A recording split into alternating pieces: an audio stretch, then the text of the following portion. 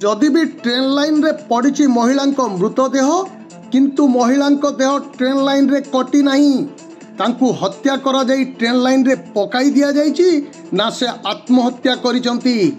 एई घटना घरोई कलहर करुण परिणति नुहे तो हत्या परे आत्महत्यार रूप देबाकू चेष्टा करा जाइछि कि? एभली अनेक प्रश्न एबे उड़ी बुलुछि टिटलागढ़ सहर रे। टिटलागढ़ पाख सिकेर रेल स्टेशन निकट तुलांग ओभरब्रिज रेल धारणारू जड़े अजणा महिला मृतदेह जीआरपी उद्धार करथिबा बेले एई घटना सारा टिटलागढ़ अंचल रे चहल सृष्टि करछि। गतकाली सकाळे रेल ट्रैक रे महिला मृतदेह देखि रेल कर्मचारी माने जीआरपी को सूचना देइतिले।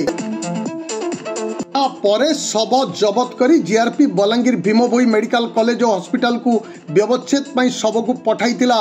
मृत महिला जनक टिटलागढ़ एक घरोई कंपनी रे किराणी भाव में काम करुवा सूरज साहू पत्नी बोली आलोचना हेउची।